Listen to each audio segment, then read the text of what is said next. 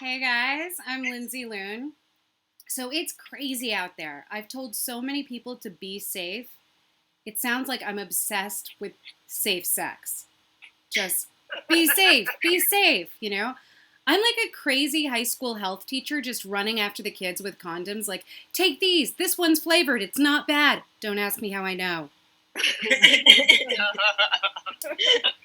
So I'm Jewish and half hillbilly. I'm a Jew Billy. My father's family is from the mountains of North Carolina, and my mother's is from 5,780 years of Jewish suffering. But it's fun being a Jew Billy. Shalom, y'all. I can hunt squirrels and bargains, too. I take my matzo balls bacon wrapped. I'll overwhelm you with hospitality and hypochondria. I've got Jewish guilt that erodes my ego and hillbilly ingenuity that erodes my credit rating. Damn you infomercials. We've got Jewish accountants who will do your taxes and hillbillies who will do your taxidermy. And yes, I have yelled, "Hey y'all, watch this!" But I also have very good insurance. Very good. And I can never forgive, but I sure can forget with some moonshine and Manischewitz. But Jewish and hillbilly culture go together better than you'd think. I mean, you can hear it in the music. I feel like their souls sort of overlap in the music because both of them have happy, sad music. You know, it's happy when it's sad when it's happy. Klezmer's all, have a tequila, have 10 tequilas, have more tequila, oh my God. And that's the party song. And blues is just depression with sex appeal. I lost my job, can't pay my rent. Oy vey, feeling verklempt. Same soul, y'all, same soul. So my dad's an astrophysicist. I know what you're thinking. Another hillbilly astrophysicist. What a cliche. But rockets do answer the hillbilly question, how does that blow up? My dad likes to drop life lessons out of nowhere. So one day he goes, Lindsey, having unprotected sex is like running into traffic with your eyes closed. And I was so confused. I was like, is this a sex talk or a traffic safety talk? Then I realized it's my dad. It's both. You know? I mean, I was 11. I didn't need either, but still. So we talked about sex again, a mere 15 years later. I told my dad I wanted to be an actor and comedian, and he cut right to it. Don't get pregnant, and watch your sodium intake. Great advice. So I got a phone call from him last week.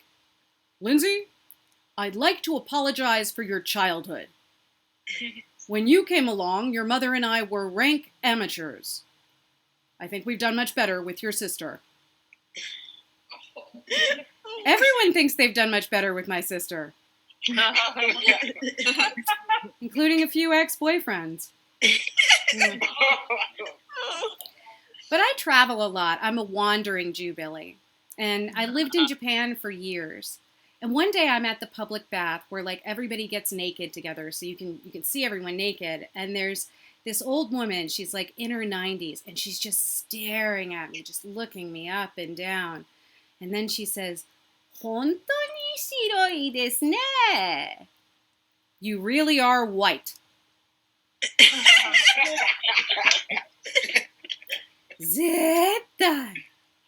All over. Yeah, so that was my first Me Too moment. Yeah. But there's a phrase I hate. Nice to meet you.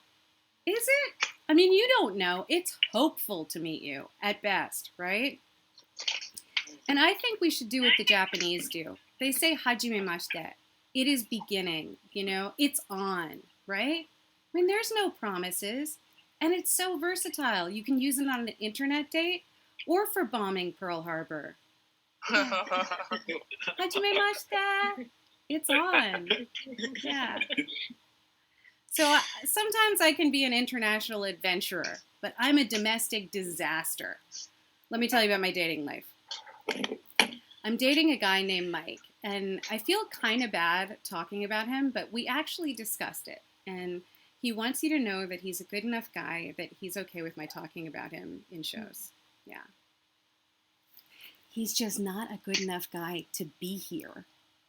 And he's right upstairs. All he has to do is come down the stairs, turn the corner, open the door. But it's a thing. Anyway, Mike and I are so different, I'm talkative and social, and he's quiet. He doesn't say much. But when he does, it's really mean. Yeah, it's really mean. But my grandma gave me some man advice, my southern granny. She said, Lindsey, you want to find yourself a man that you don't want to kill every day. You're still going to want to kill him most days, honey. But every day is bad. Yeah. Just keep those expectations low, right? But I am a dating disaster because I'm picky, but then I also pick wrong. My grandma says, it's like you keep shopping for a lawnmower at Starbucks.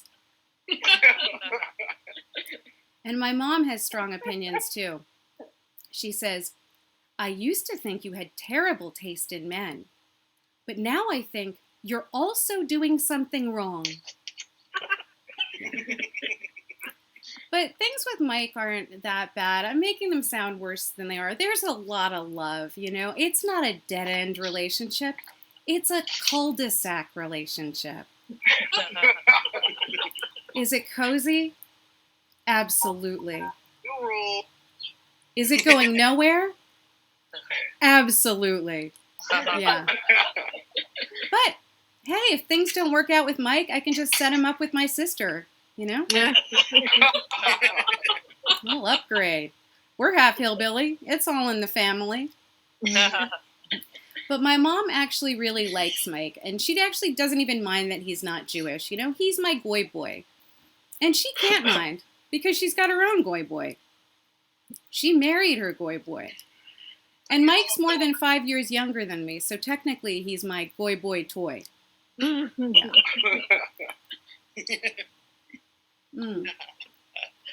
But my mom's a toughie. She's not neurotic Jewish. She's Mossad Jewish. And she can be a little critical. But she's a surgeon, so she cuts with more than words. Yeah. She did surgery on herself without anesthetic. True story. And she wears those sunglasses for after cataract surgery, like the huge wraparound ones. She doesn't need them medically. She just thinks they look cool. She looks like the Terminator. And Arnold Schwarzenegger is her spirit animal, She'll be back. And also call me 3 times a day. So there's a good chance that I'm on an NSA watch list. At least that's what my concerned Jewish mother thinks. I'm a photographer, and my website is iliketoshootpeople.com. Yeah. I thought, good marketing. My mother thought, Guantanamo. True story. Yeah, it's out there. iliketoshootpeople.com. But I shoot mostly aspiring actors, and I'm an actor. And if you talk to most of us for 5 minutes, you'd want to shoot us too. Yeah. So my grandma on my mom's side was from Eastern Europe. And like my mom, she had a lot to say about my life decisions. And she used to use this saying from the old country. She'd say, you're going to die alone with no friends. And no one will ever love you. It's her response to most things, actually. And the first time she said it, I was like, Grandma, It's my birthday. Yeah. And I'm 5.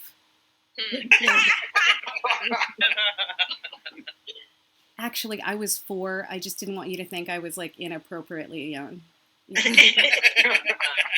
I could handle it. I was in kindergarten. I wish. But I handled her opinions well. I faked my own abduction like 7 times.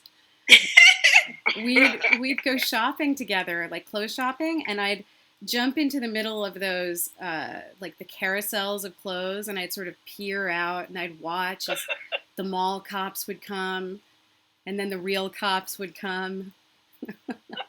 It was really fun, yeah. But she was gorgeous. She had these cheekbones like mountains and these big puffy lips and laser blue eyes. And she'd say, Lindsey, I was the beauty of the village. And I'd think, I believe it, because you weren't the charmer. Be safe and charming, y'all. Hajime mashite. I'm Lindsey Loon.